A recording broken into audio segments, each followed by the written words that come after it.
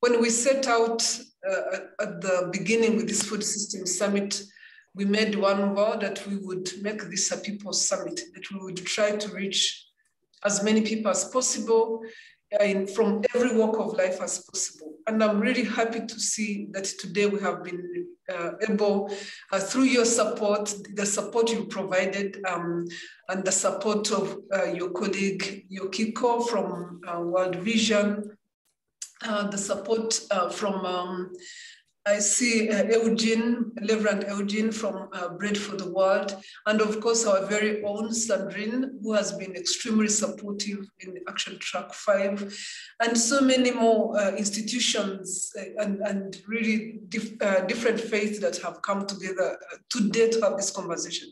So for me, there are major milestones here.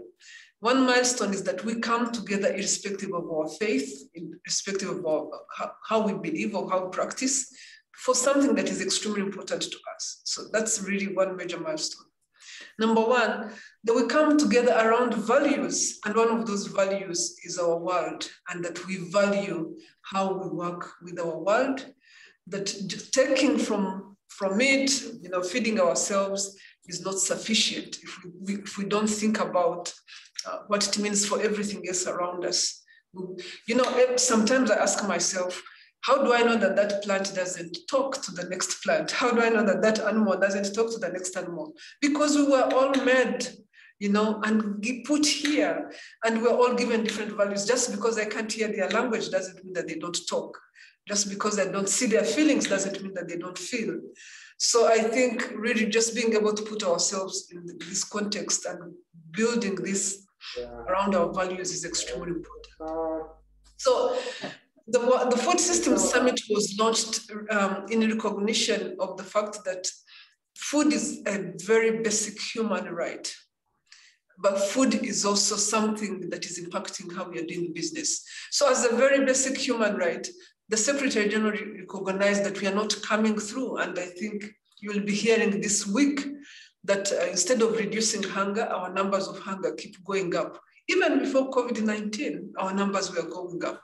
So we are definitely not doing the right thing, or not coming through when it comes to how we need to feed people and how we need to come through for people on nutrition. We still have 77 million babies being born each year to malnourished mothers. 77 million. Just think about it, So it's really something that is we are sitting in the midst of the world's biggest ridicule. Why? Because we produce more food than we need. We waste nearly $1 trillion worth of food. So it's not like we don't know how to produce. It's just we don't have enough empathy. I don't know what has happened to us. If we have it, we don't share it widely. We don't come across the right way. So because here in this room, in this virtual room, we have people that understand values, understand empathy. You need to help us. The rest of us, the rest of the world, we really need to come together for mankind and need to come through for mankind. So yes, we did design this as a People's Summit, and we have lots of dialogue going on across countries. We have 138 countries now engaged in dialogues, and we have independent dialogues like this one's going on. 614 independent dialogues are going on across the world. We have regional dialogues. We have inter-community dialogues like this one, and we have global dialogues trying to link our work to other major parts of the world that are happening, like the COP26, COP27, COP15, and so many others, just to make sure that we really try to reduce the amount of siloing that is happening in these conversations. So we really appreciate you coming together. We've put in place what we are calling action tracks. And Sandrine is in Action Track 5, which is around resilience of people, but also resilience of our planet and resilience of our economies. But we also have an action track that looks at nutrition, at access to safe nutrition, sufficient and safe nutrition. We have an action track that looks at consumption from a perspective of behavior, impact on consumption, how it impacts health, but also how it impacts how much we waste. We have an action track that is looking at how we work with nature. We are calling it nature positive, with the aspiration that, excuse me, that we start looking at how we produce food from a nature positive perspective, where we are minimizing our impact on nature. And then we have an action track that looks at livelihoods, recognizing fully well that COVID-19 has thrown a lot of people off balance, more than we actually thought. We have so many vulnerable people around the world. And the opportunity to do the right thing again sits right in our midst and is looking at us in the face when we see so many households that can't put enough food on the table or can't put healthy food on the table. So a lot of stuff to do. Now, coming down from the process which we've set out, going into the pre-summit, which is happening in 2 weeks, we see opportunities for these dialogues to translate into what we are calling national pathways. So we would like countries to use this opportunity to design food system thinking, strategies that show that they actually are thinking food systems, that they are thinking about the number of sectors that need to be around and talking to each other in a food system, that they are thinking around the number of partners that need to be around the table. So that's food system thinking being part of a national pathway. And countries should be prepared by the time of the pre-summit to have a few pathways that are ready, that can be discussed, that can be, enhanced, and given a few ideas on how to really have systemic thinking.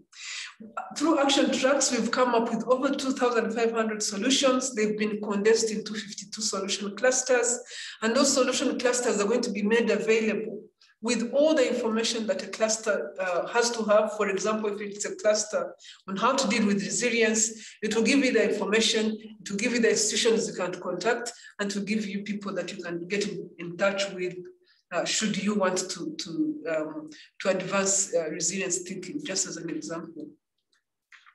We'll also be having coalitions, building a few coalitions. We are looking at coalitions as places where different countries, different partners come together in one partnership, because the problem we are trying to solve is bigger than one country, and because the problem we are trying to solve is systemic and can impact the food system in major ways.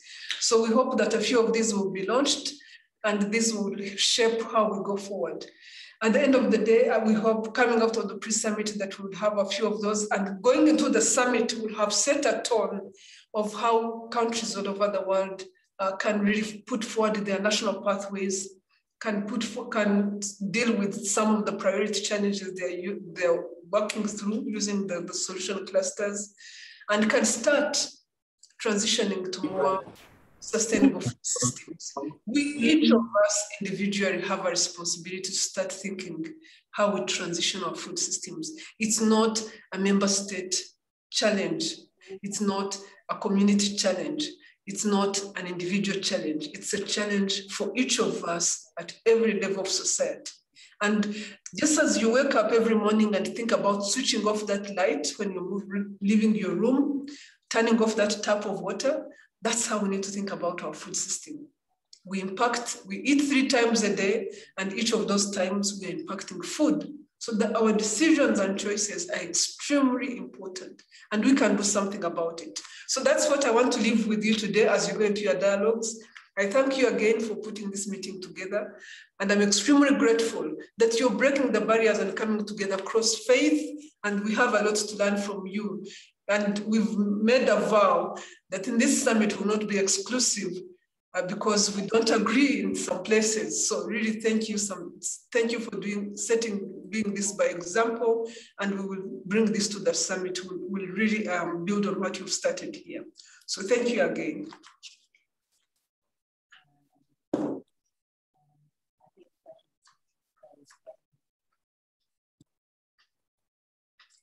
Over to you, Andrew. If you're talking, you must be on mute. Yes, thank you so much for those kind and lovely words and for the motivation to enter into this conversation. I now want to hand it over to our curator to provide their own greetings and welcome us into this space. Hi, everyone. Thank you, Andrew, for passing the microphone. My name is Yukiko. I'm a senior advisor for external engagement for livelihoods, working for World Vision. I'm super excited to be part of this dialogue today, because I see that so many people joining today from different parts of the world, and I hope from different traditions and cultures and faith. So this interfaith dialogue today is designed to engage global faith and indigenous communities with the Food System Summit processes via co-convened dialogues through shared experience and learning, underlining shared values and principles, spirituality, and all faith beliefs that promote solidarity and mutual accountability with local communities, stewardship of the environment, and sustainability of food systems. So our objectives for today for this specific dialogue are as follows.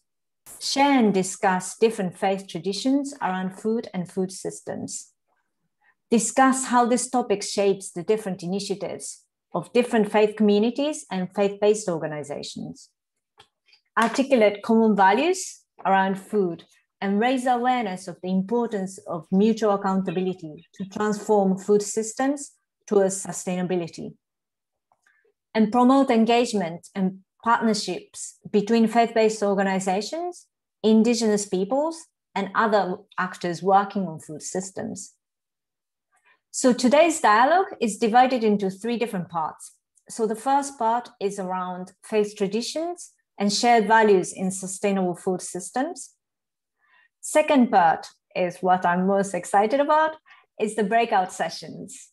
In this part, we can have a deep dive on values around food and also on accountability.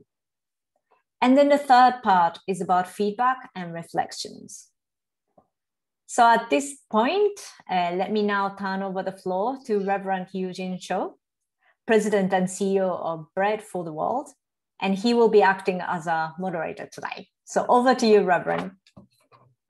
Yes, Yukiko, thank you so much. Again, as Yukiko shared, my name is Eugene Cho, and I am joining you from Seattle, Washington. And it's really important for all of us to bring our full authentic selves, especially to conversations like these dialogues. And so I'm joining you from Seattle, Washington. I was born in Seoul, South Korea, call Seattle my home for many years, en route to Washington, DC very soon. And I come from the Christian background. I'm really heartened, encouraged by this process in place to contribute to the UN Food System Summit. There are, as we all know, a lot of challenges before us in this area, but it really is possible through collective action between groups like ours and many others, including farmers and producers and all our governments, to transform our food systems into something that is healthier, more sustainable, and more equitable. And it begins by working together, especially listening to each other.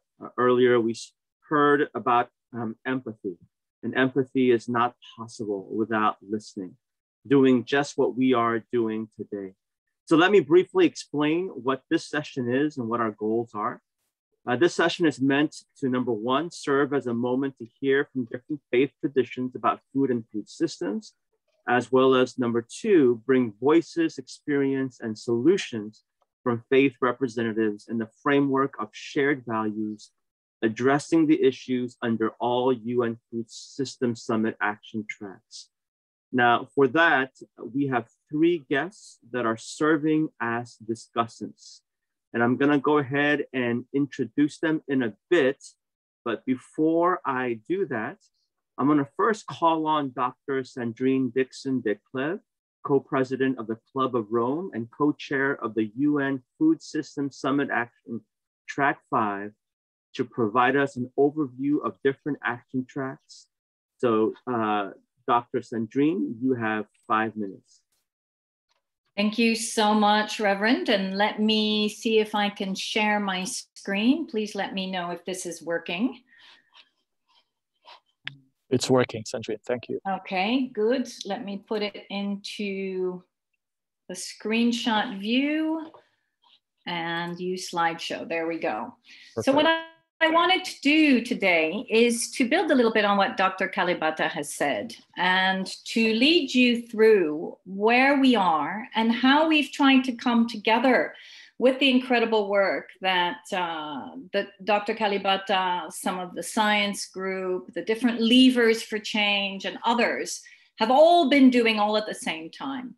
Because now as we enter into the pre-summit, what we're really trying to do is understand, first of all, what is the key call to action? You started off this conversation with what for me is truly the core, which is to bring value back into the food system. To ensure that actually, in particular from the resilience track, but I know that this is echoed across the other action tracks, that we remember that food is an essential good for people's lives and livelihoods. And this is very important coming out of COVID. So what we really want to do as we move into the summit, and what we're doing as action tracks, working with some of the other levers for change, et cetera, is to reaffirm the 2030 Agenda for Sustainable Development and to ensure that that is our anchor, but also to underscore the urgency to act in light of the impacts of the COVID-19 pandemic and the centrality of the food systems. The need to also stay within the planetary boundaries. We as human beings want this to be value-centric, but we also have to place a value on natural capital. We have to place a value on our natural boundaries. And of course, the imperative to realize basic human rights, the emphasis that has to be on shifting from incremental action to a real systems approach and to emerging action, and then highlight the need to finalize and realize the true cost of food. So apologies, that went too fast. So in working with Dr. Kalibata and the action tracks, there are now what we call key areas of convergence. The first is to end hunger and nourish all people.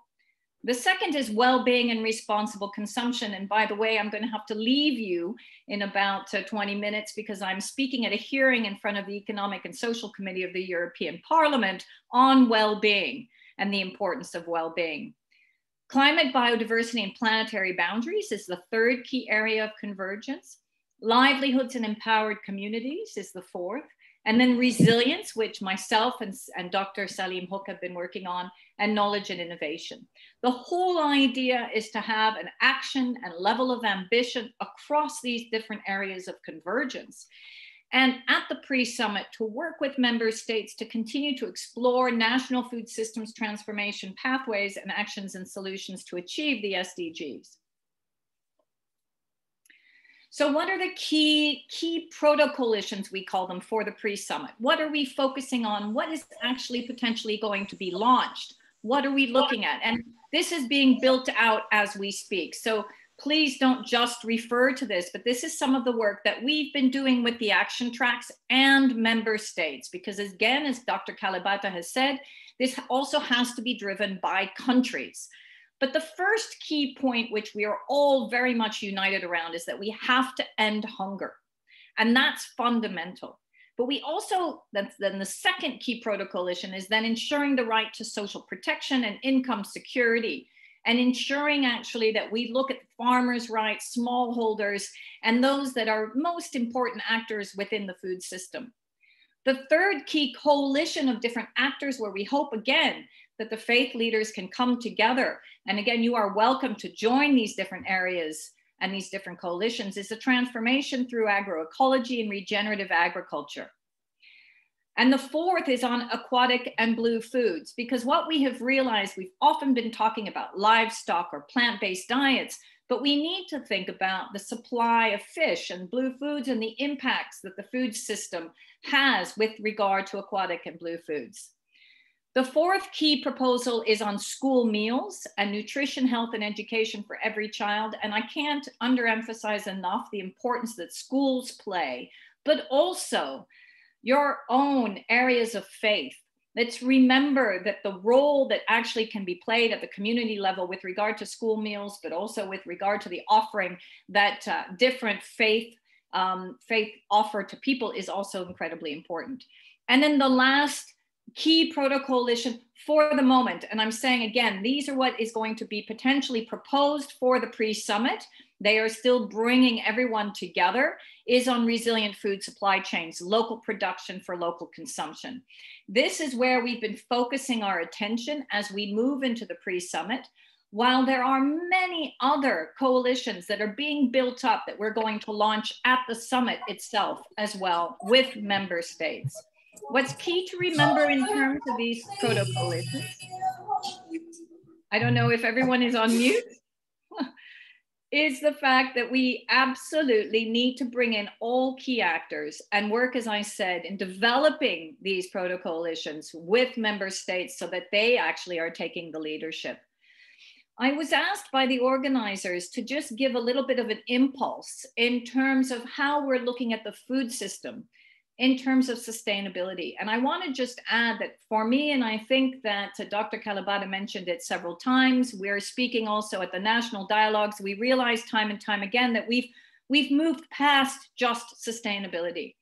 Really what we're looking at is a resilient food system, a system that is sustainable from a human-centric perspective, but also from a planetary boundaries perspective, but also a system that clearly is resilient to future shocks. I was on the phone just this morning with the Vatican and the discussion with the COVID Commission around the impacts that we've seen through COVID. We need to absolutely prepare the food system and the value chains for future shocks. So I will close with this slide to remind everyone that when we speak about the role of faith and communities, let's look at what resilience means. And many of your value-based systems and discussions that you bring forward when you speak to your communities is all around resilience. It's around individuals, household, communities, the landscape, the institutional, the importance of placing a value on all of these different areas. And then to take into consideration when we actually speak about the broader system, the link between an integrated, holistic, and cross-cutting system, a system that clearly is sustainable from a climate resilient development perspective, the need to bring in knowledge, and knowledge we know is not just scientific knowledge, it is indigenous people's knowledge, it is knowledge across the faiths, etc. And then the need to rethink our governance, and how do our values get actually integrated into the way in which we set up our governance systems at the local level, at the international level, and also clearly at the regional and national level. So I'm going to leave this with you. I think you can see that the diversity of the system is what is so important. The sustainability, the ethical and equitability of the system, but also the human aspect, the context specific, the anticipatory aspects of the system. That is what we need to look at. And then I bring you to the peace and social cohesion and the role that actually faith groups can also help us with in terms in particular of the most vulnerable zones and the conflict zones where people are truly having difficulty in having a resilient food system. I'll leave it at that, and I wish you a very constructive exchange for the rest of this session. Thank you so much, Dr. Sandrine, for your presentation, and thank you for joining us. We know that you have to run very shortly. At this point, let me first introduce, and then I'll turn over our discussion to our three discussants. We have with us, and I'll go over these quickly, and apologies if I don't perfectly pronounce your respective names. Reverend Nikta Lubale, the General Secretary of the Organization of African Instituted Churches. Mrs. Walapa van Willensvaart, Director of the Innovation Network International and International Network of Engaged Buddhists, and Mrs. Sonia Astuhuam, the Andean Coordinator of Indigenous Organizations, with William Aliman as interpreter. Now, colleagues and friends, we have three questions that we have shared with our discussants in advance. And I'll just read these questions. And because of our limited time, I'm going to assign a couple of these questions to each of these questions to two of our discussants at a time. Here's question number one. From what you have heard and from your experiences, what do you see are the values that underpin the different action tracks? Question number two, can you share with us traditions within your faith community around food and food systems that touch on these action tracks? And question number three, how do these traditions and values shape the different initiatives you have within your respective communities? So to our three discussants, we have, I believe, about 10 minutes at this point to go over these three questions. And I'm sure there's much that you can and desire to share. So please try to keep your answers as promptly as possible. In the spirit of the two football tournaments that are happening right now, I don't want to flash my red card to anyone at this moment. So just keep that in mind. Joking aside, the first question to Reverend Nikta Lubale and to Mrs. Walapa Van Willenswaard. Here's the question again. From what you have heard and from your experiences, what do you see are the values that underpin the different action tracks? Reverend Lubale, can we begin with you?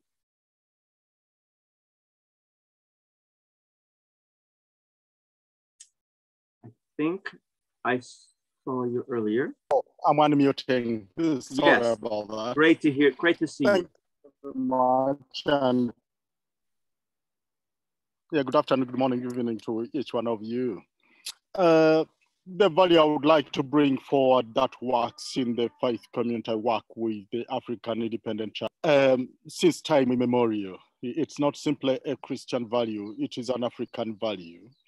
Seed and food, knowledge, technology are shared across families and across communities. So I think building on the value of sharing seed, preserving seed, and making sure that it is accessible to everyone.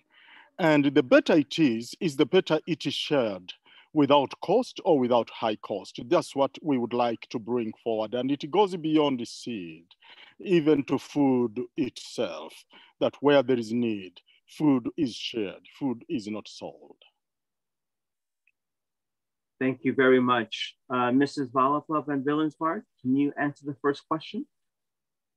Yeah, I thought that I'm more from the food activists, and I thought that I should have a possibility to show my slide. But if without that, I think that I have two things to address about what kind of value. I think as we are involved from a small and very local experiment and try to create the model for change.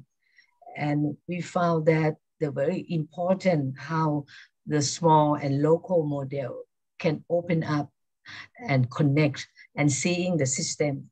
And seeing the system, I mean, that is the sense of you see interconnectedness, seeing a big picture of the whole food problem, food system problem from industrial food. And seeing the system is a spirituality aspect already. But to make it more concrete, I think that the traditional Buddhist community in our country won't be, or elsewhere in any faith community, you need to have a new input. And that's what I would like to address, the design for social innovation. You need to have a design culture where young people feel connect more. In our Buddhist culture, food offering is practiced only among the elderly people. Our work is target more in the young and youth people. So in fact, we have a slide to show our work. We have a school lunch that just now we have seen that one of the solutions is we have worked at the policy level with the Ministry of Education and the Ministry of Agriculture to really bring the community farmer to the school and hospital. In a certain territory, now we have experiment quite nationwide in this country and Southeast Asia. So we need to have a healthy food for all, particularly for the kids and patients, for the school and hospital. In fact, I have a slide to show, but in short, this is my value. Thank you so much. Just as an FYI to the discussants, if you want to share your screen, the Zoom is set up for that, just FYI. But we'll continue on with the other questions. Just to remind again, here's the second question. Can you share with us traditions within your faith community around food and food systems that touch on these action tracks? And we'll begin with Sonia Asuhuang. and William Alaman as her interpreter.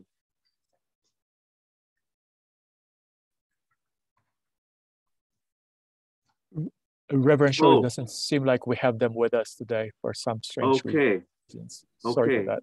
No worries. Well, if I can, I want to go back to then Reverend Nika Lubale. Can you share your thoughts on question number 2? Can I just maybe jump in here very quickly? I just wanted to give my official goodbye, and I'm so sorry that I need to leave because I need to go to this hearing, but I just wanted to indicate that this is such an important conversation. So please do send us your questions as Action Track leads, and what you're feeling about the developments that we've been undertaking, because the faith communities absolutely have to be part of the work of the Action Tracks. Great, thank you again. Reverend Lubale, I see you on unmuted. Your thoughts on that second question? That question of traditions, I would like to look at the tradition of sharing linked to celebrating harvest, linked to celebrating planting. And the season of planting as a tradition in Africa, and it is brought in many African independent churches, because African independent churches look at African cultures as a resource for the mission of God, as a gift to us. So bringing in the celebration of planting, it means that when you are celebrating planting, you'll be asking who hasn't planted and why. Oh, and when we are celebrating planting, again, you are looking at who has the best seed in this community and how can we borrow and bring back when we've harvested. Celebrating harvest means that you are even asking questions as we celebrate harvest. Who is hungry? But also the celebration of planting, of harvest, of caring for the crop, of caring for the livestock, also relates to the state of the earth, where it is. That you are not looking at simply what you get out of the earth, but you are looking at the earth itself. And that's what we've been picking up in the African independent churches in the response for food sovereignty, that when we celebrate having food, when we celebrate having good soils, but we need also to make sure that we are taking care, we are better stewards. So it is the celebration, but celebration is linked to stewardship. Stewardship in relation to how we share resource, in relation to how we get out to those who don't have what we have, but also stewardship of the resource of the earth God has given to us. Bringing this into practice, most likely that is for the next question. I will leave it there. I'll give an example. In celebrating harvest, many African independent churches at the peak of HIV/AIDS, that is the time food was collected to give to families, especially those who were headed by children who had lost their parents. So the celebration of harvest was brought into action in the context of HIV and AIDS, that at harvest, when there is a lot, the churches collected what they distributed to families, especially child-headed families. And now, when we look to the future, when we celebrate planting, we want to be asking who is planting and who is not planting. When we celebrate harvest, we want to ask who is eating and who is not eating and why, and what can we do about it. It's a tradition that is stronger in Africa, but pulled into the theological and liturgical frameworks of some churches. Thank you so much, Reverend. Walapa, we'd love to hear from you as well about traditions within your faith community around food and food systems. Yeah, as I said, that the faith community elsewhere, traditional community elsewhere, have been challenges by this digitalized, urbanized era, and how we help ourselves and young people in particular. I have 3 points. First is that how can we transform the consumer to be full citizenship? Because that 20 years ago, when we start community supported agriculture, CSA, I think everyone here knows we are in the food system. We know that that is the most mindful with network of collaboration between farmer and consumer. And after 20 years, I realized that being a consumer or even green consumer is not enough. We have to transform to be full citizenship. And what we mean by full citizenship, I think, is the individual change and action at personal level. We need to change ourselves. The second, we need to be engaged. And the third one, the universality, the humankind and sentient being, or life force on the earth. So how can we really, at the end of the supply chain, can consumer transform to be full citizenship? And from there, I think we need to have a food community, the community of care, the collaboration and participation.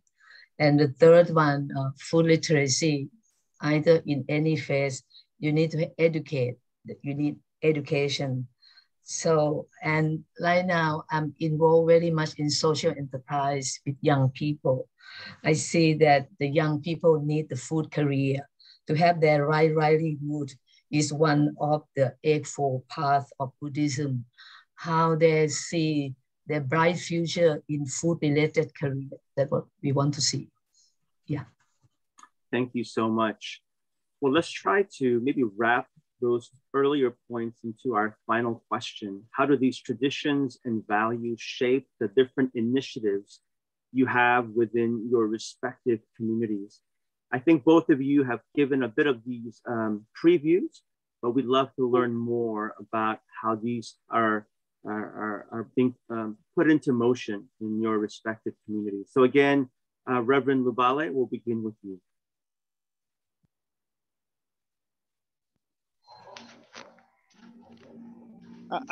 I represent traditions where theology, the conceptual side of it, and the practice are brought together.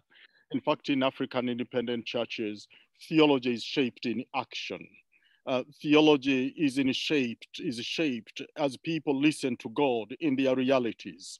And that's where the African independent churches struggle sometimes with the northern theologies, because it's like it's constructed and delivered. So here, how are these values brought into action? One, continuing to shape and reshape theology in relation to the realities of hunger in the midst of abundance. So what do we do exactly? African independent churches are largely community builders. So there is one thing we have looked at where action comes. I go back to the value of sharing. Number one, the establishment of demonstration farms.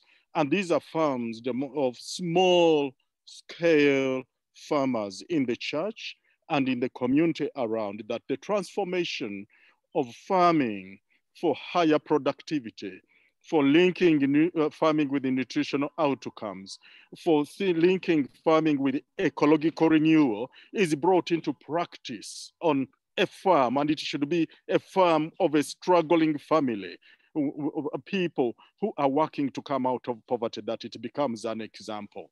So still the value of sharing, because the demonstration farm becomes the training point. At the local level, they don't even call it training. It's about sharing the resource of knowledge. And that has resulted in reaching many farmers. Right now, we are working with over 500 demonstration farms in East Africa, and they are reaching out to over 30,000 farming families. It is in practice. We are not talking about a concept, and we want to scale up to that, to 120,000 families. Number two, seed banks, establishing seed banks.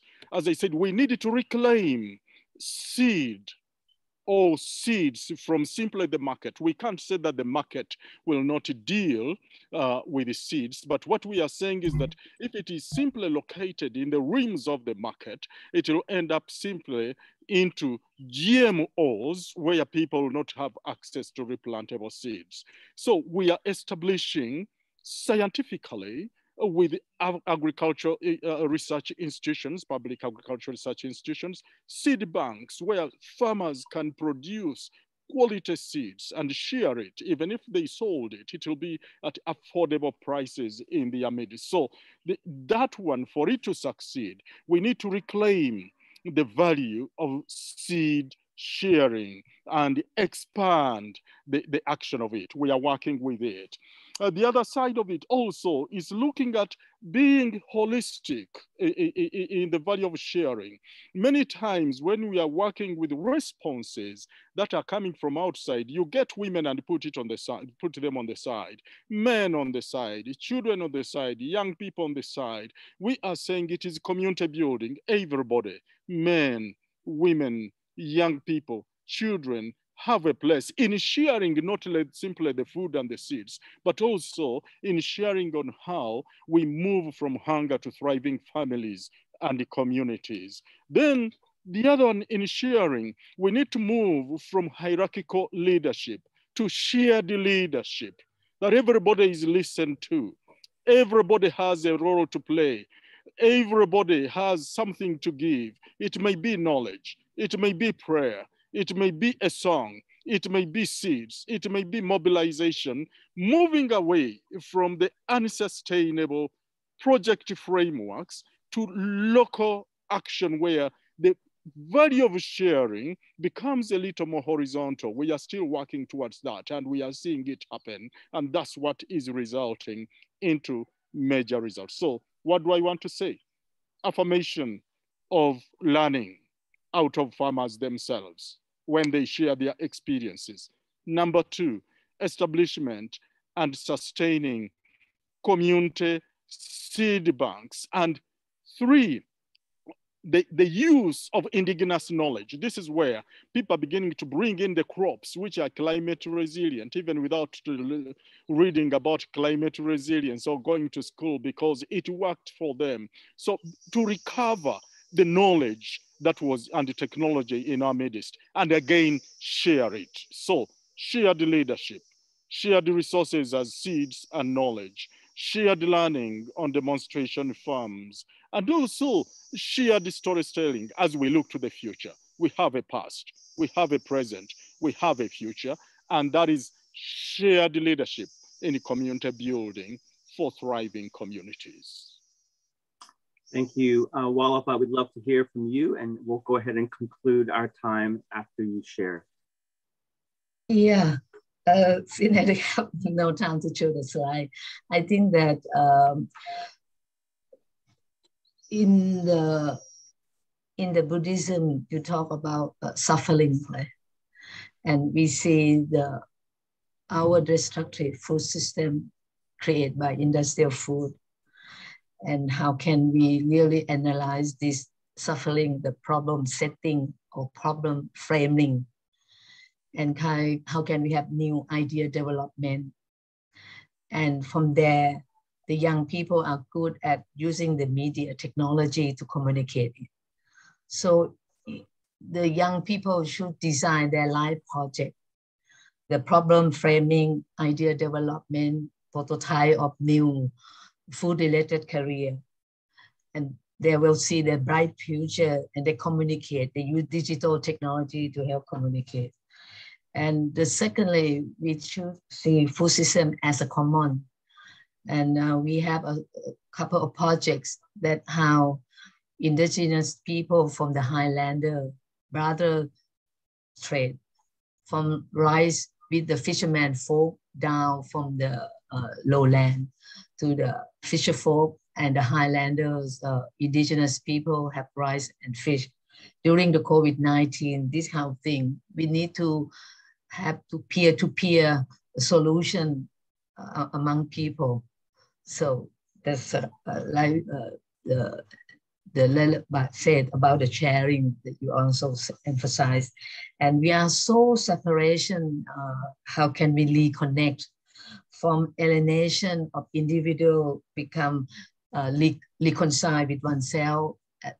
And as the individualism, how can we are in a super individualist society, individualistic society. How can we connect with people again, like farmer with the consumer, and how we change the production of extraction to be a kind of with care with nature. So I think the separation need to be analyzed and understand and start to have a reconnection. Yeah.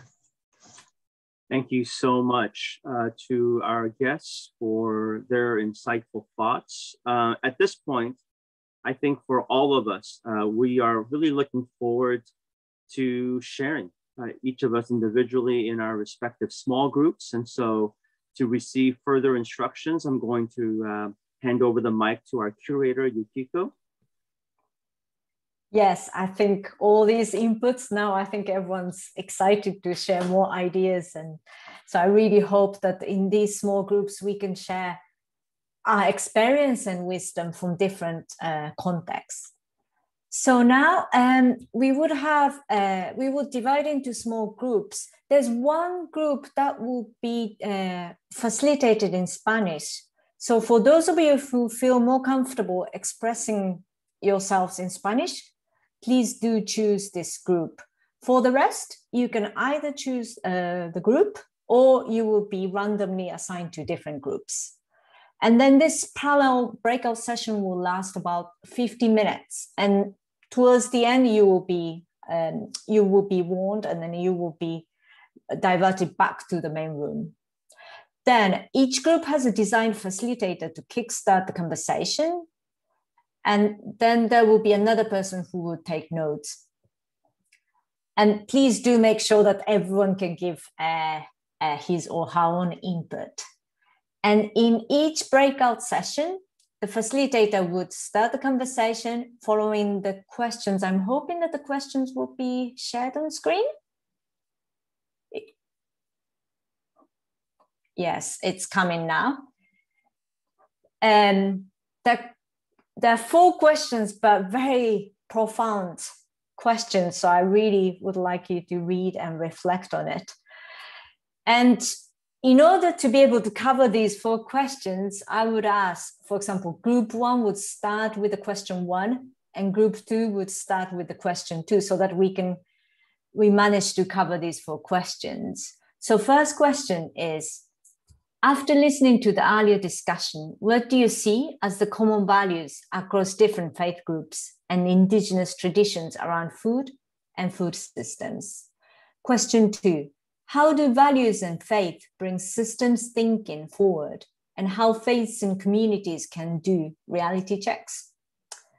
Question 3, how can we build on these values to raise awareness on the importance of mutual accountability to transform food systems towards sustainability?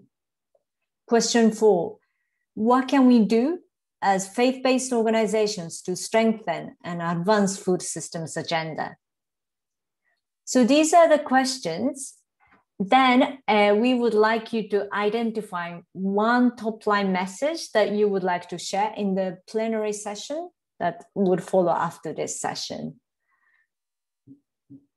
And as I said before, you will also receive a notice informing you at the time left so that you can wrap up your conversation in time.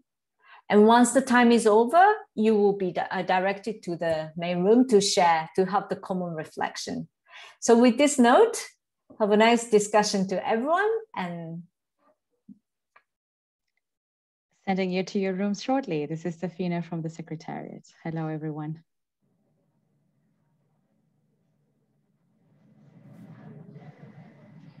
Hello.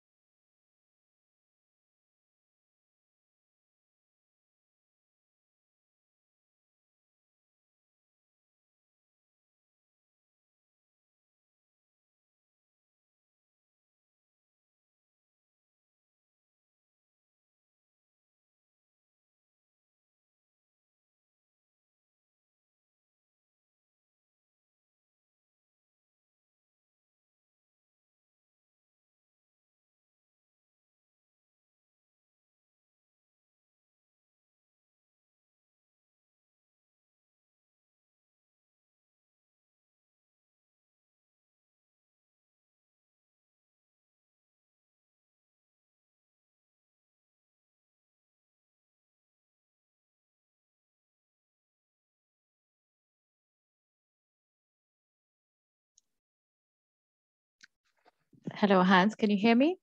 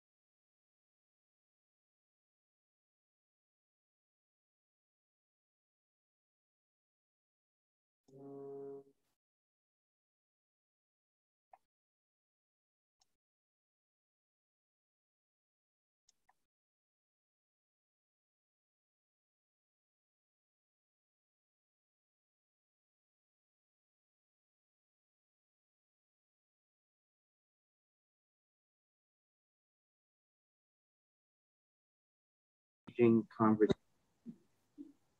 And so this is what we're going to do. It may be impossible, but we will try. We're going to ask each breakout group moderators or note takers to share in 30 seconds the top line message that came out in your respective discussion. Just note that we do have written notes, so there's no need to list every single message you heard. But again, keep to the top line summaries of about 30 seconds each. So with that in mind, let's first hear from the group that tackled question number 1.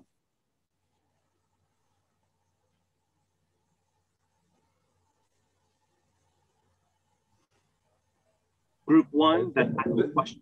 There may have been 2 groups because there were 5 groups. And so the 5th group ended up also tackling question 1. Great. I mean, I could start if the other group are not ready. It was extraordinary, as you mentioned, a very rich conversation and very varied. But I would probably, at the risk of reducing emphasis on other issues, but I think the issues came out very strongly around the sort of moral imperative around sharing. And accountability amongst communities, but also it was raised the political accountability exercise through the ballot box, or where democracy isn't practiced through other means, and the linkage between. Yeah, it's the moral imperative and supporting systems, therefore, that bring about the transparency and impact of our food consumption on others. I don't know if that's helpful. Yes, thank you very much. Anyone else tackle question number 1? We were, thank you, Reverend. So I think we were actually group number 1. We were the Spanish speaking group, which was a bit small. Can you hear me okay? Yes, go ahead. Sure. And so we saw it really as an opportunity to deepen knowledge and awareness of food systems in particular. I think food systems, if you haven't worked on this particular thematic area or discipline, it can be a bit abstract. The faith groups, the indigenous groups clearly have a lot of work and see a clear connection to the fight against hunger, to taking action on climate change. We heard some great examples, for example, on land use and agroforestry in the Amazon. We had a feeling that the values of justice, protection of the most vulnerable, certainly cut across faiths and traditions. These are really human values. This dialogue and consultation really wasn't set up to have enough time to go very deeply into the nuances across faith and tradition, but these really being human values. And then we just started to get into the area of what we are doing and what we can do more to influence the systems when we just ran out of time. So thank you. Thank you very much. Group 2. Yes, thank you, Reverend. The values our group highlighted were truth, respect, conviviality, sharing, and we found that the whole system, the whole process of food systems, first of all, builds communities, binds communities together. It builds bridges where there's conflict. So there is a tremendous role of food beyond just a fuel. And then, but there were also nuances. I mean, food, what? Just food? Nutritious food? And how does this, is it actually, are our societies and faith communities providing the opportunity to get people to get access nutritious food? And the other is who, the vulnerable parts of the community, the first 1,000 days of a child, the women, the breastfeeding, etc. And also to understand who is hungry. In the Islamic tradition, it was clearly mentioned about 40 families around you. How is there anybody who's hungry? So the question was, can we come to an understanding what is common good? And if we are, can we prioritize and to the needs of the vulnerable and how we live out our values? So yeah, this was a kind of a short summary. Thank you. Thank you. Group 3.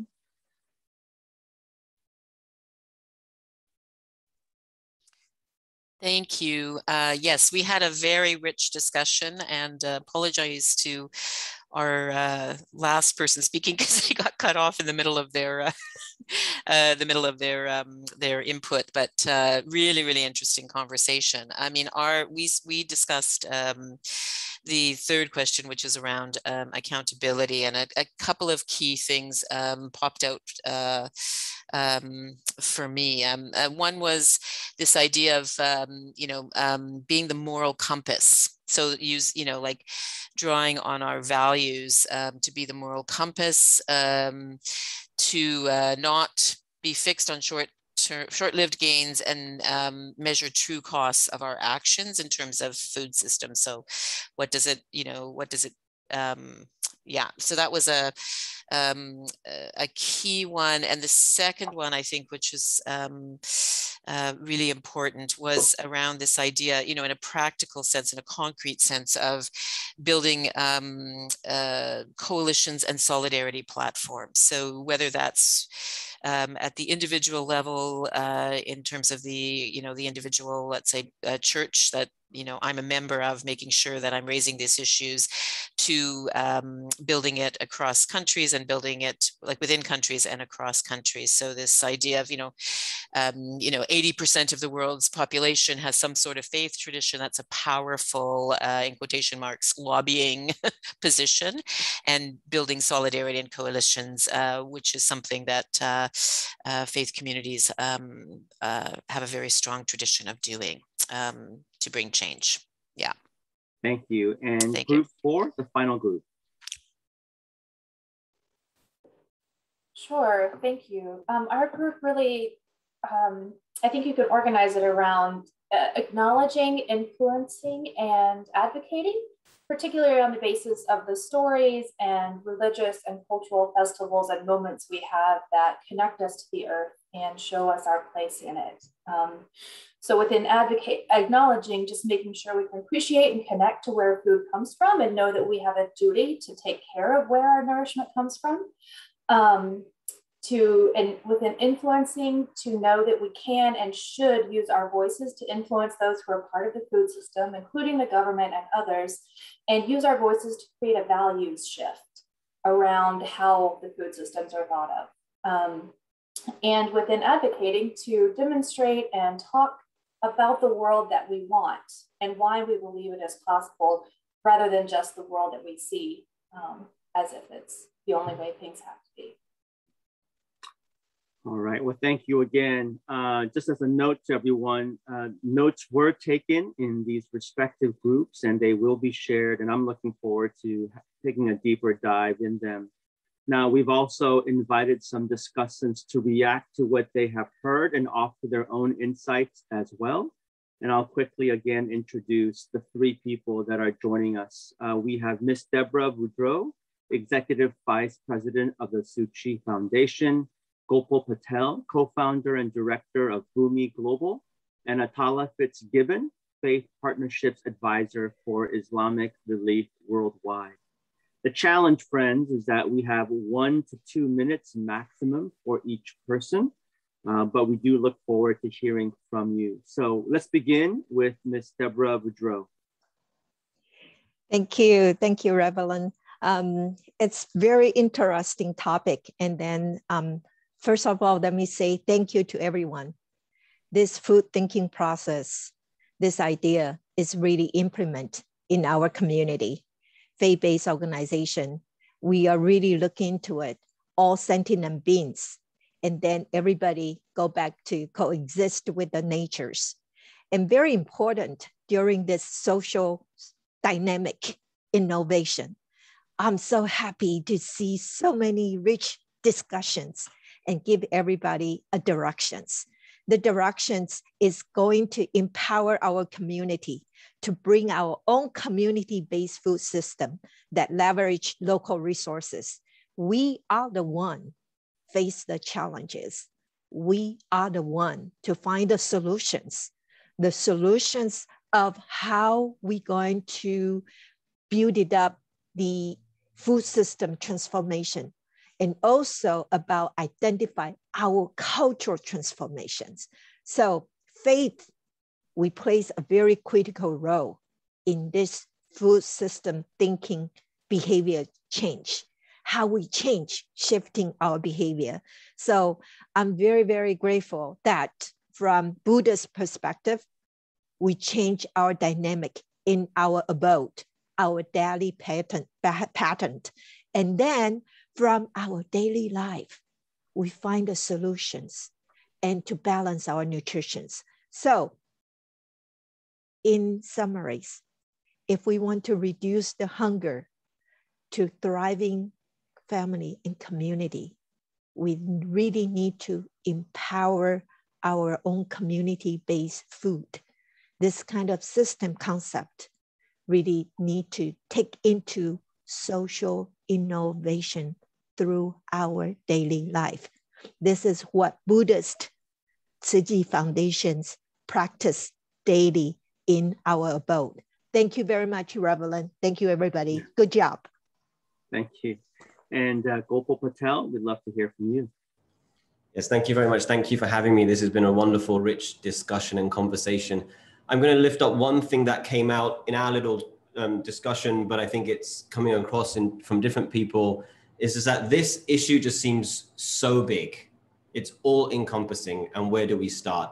And I think what's really coming across is that we start 3 times a day with the meals that we serve ourselves, that we serve our families, that we serve our children. And I think if we can start there, we can have an insight into what other actions and what changes need to ripple out throughout society up to the political level, the advocacy that we want to do. And so I really want to emphasize and really lift up those people who've been talking about this, not knowing where to start or not knowing what to do. 3 times a day, we can all make a change and all do something.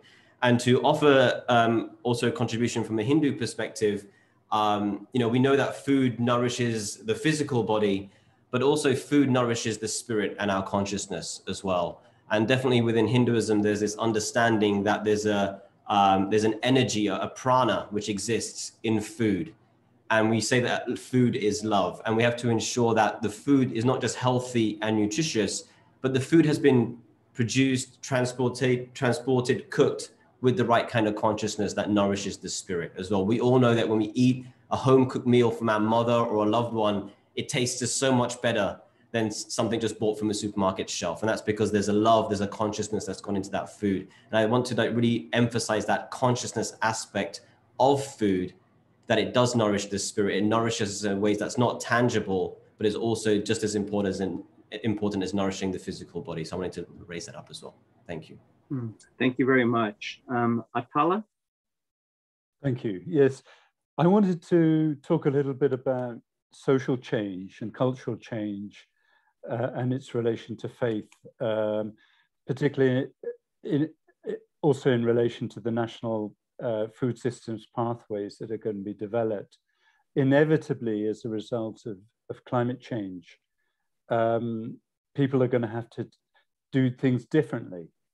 They're going to have to perhaps look at different crops, drought-resistant crops, perhaps moving away from livestock. All of these things require cultural change. Now that's difficult for people. So the role of faith leaders and faith communities is going to be critically important in two ways. I think one, as we've heard today, around the role of supporting and revitalizing traditional systems of empathy, humility, gratitude, sharing, accountability, and more, food redistribution within communities, which is going to be so critical in the next era. And the second is around cultural change, perhaps more than social change. So cultural change, we're used to doing this, we're used to eating meat at this time, we're used to this food, and suddenly, actually, we're going to have to, with what we know, we're going to have to educate communities around, okay, well, this is how we're going to have to change to survive, or not to damage this community, or whatever. So the role of faith leaders and faith voices within the next era, I think, in food security is going to be absolutely critical, and really thank the UN for their leadership on this, and pledge, as with I'm sure all our faith communities, to this cause. Thank you.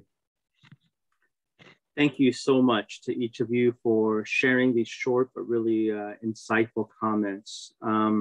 It's been a privilege to serve in a very small role as the moderator here. I've been struck by a couple things. In our small group discussion, the word hypocrisy came up. Hypocrisy and perhaps the complicity of faith groups, people, women and men, that purport to use their religion, and yet there's a dissonance in their actions and their behavior.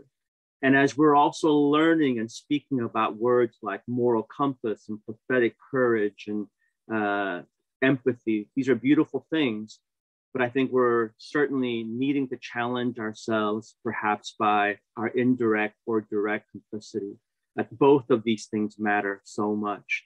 And I agree with all of the presenters here that faith groups, as we work for the common good, as we work with people, it is so essential that our voices and our actions are consistent during these important discussions. As you know, I serve as president at Bread for the World. And at Bread, we believe that as we are working together to transform our food systems, we must put front and center what we care most about: people who have been marginalized, good nutrition, and our right relationship with each other and creation. If we keep these top of mind as our leaders meet, negotiate, and discuss, we believe that we can make real progress on transforming our food systems. So now I'm going to hand the microphone over to our convener, Andrew, to wrap up our event. Thank you.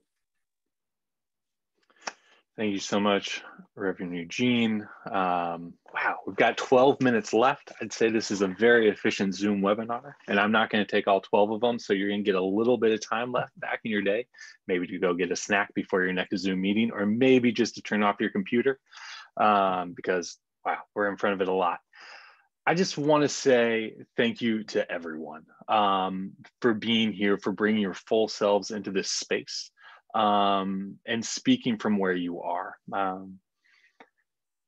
I was struck by a number of things, but I want to, before I wrap up, a conversation I was having with Dr. Manoj, this was last week, and we were talking about the way that we've been alienated during the time of COVID, and the way that alienation kind of seeps into our souls, and it seeps into how we live our lives. And it's just not alienation from one another. It's alienation from our food. It's alienation from nature. It's the inability to access a fundamental part of ourselves because of the way our society has been constructed. We're distanced from our food, we're distanced from one another. And this became so especially true in COVID. And I think part of this call within our food systems as a part of ourselves is to reconnect, rebuild, find ways of connecting. And I think in a time right now where people feel so lonely, so apart, so distanced, that faith has this role to play, not just of, you know, how we can do better, but to instill hope, to instill community, to help people remember what there is in the world and what can be. We've all seen that IPCC report. We're looking at these heat waves. We're seeing the reality of COVID crushing so many of the natural world. And so how do we respond? How do we bond together, not just within ourselves, but within our communities, and imploring and encouraging these systems to change quickly and drastically? And I think that so much of this comes back to this sense of spirit and soul and self and who we are and where we're going. And so to that idea of where we're going, just a couple of notes of what will come from this session. So first off, we will be gathering all the notes from the breakouts, from our speakers and moderators, and putting that back into an official feedback form for the Food System Summit Secretariat. And that will help inform what comes out in the Food System Summit. We'll also be coming up with a common prayer or reflection from what we've heard here today, from all of your feedback that will be shared in the pre-summit or at the summit. And there's a small group that helped convene this that is drafting that statement that we will share with you all.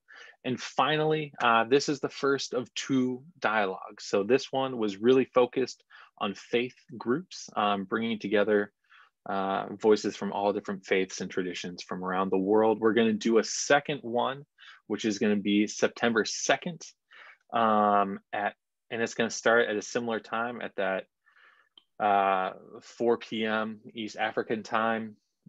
We're from all over the place. That's very early for me. That's 5 a.m. for those of us on the West Coast. So Eugene, way to go. Chris, anybody else who's on the west side of the US. And this one will be interfaith plus folks from outside the faith-based organizations. There's real power in this exchange of ideas. I think there's the important conversation that we have within our communities as faith people, but also that exchange of how do these values influence where our systems go? How do we have these bigger conversations to really reframe how and why we're changing our food systems? And I really hope that you'll join us. We'll send out, save the date, registration, all that good info. So keep an eye on your inboxes, and please do join us for that one. It's such an important conversation. Your voices are so valuable.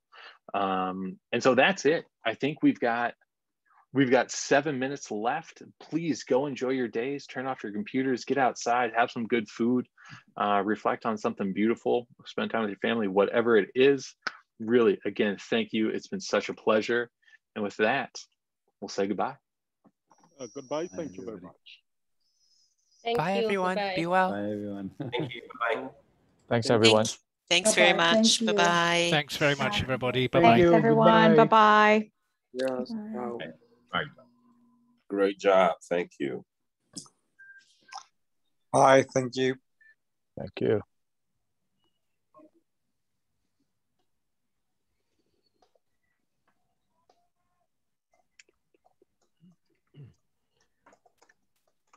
Well done to the hosting team. You did a great job, Andrew and team. We had to co-host something a couple of weeks ago, and I know how tricky it is holding all the, the different bits. But from a listener point of view, contributor, I think you did a great job, all of you. So well done. Thanks. Thank you.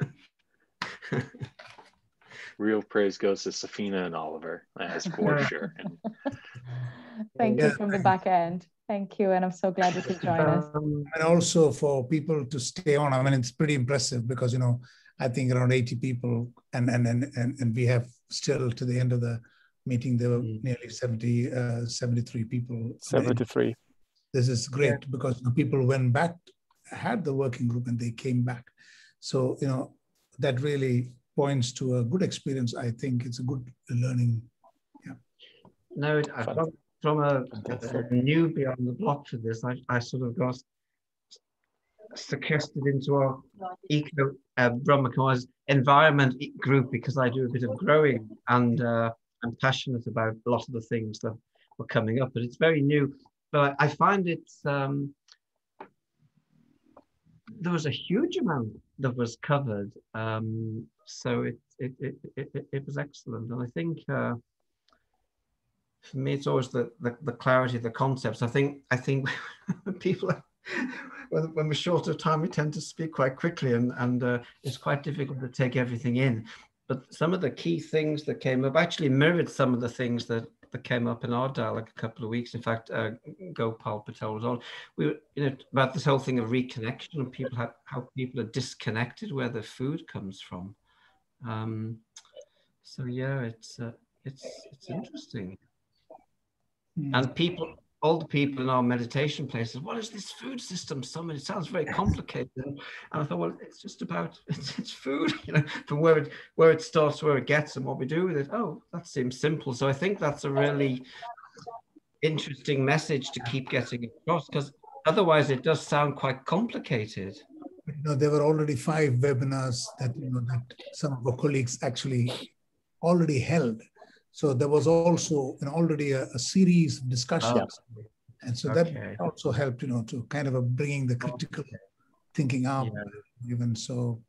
Yeah, my friend and colleague in Geneva, Valerian, who's our UN rep of the Brahma Kumaris there, she just sent me the thing yesterday. So I only just got him by the skin of my teeth. But I'm glad I came. It was a very, very rich, Thank you. It was an extremely rich conversation.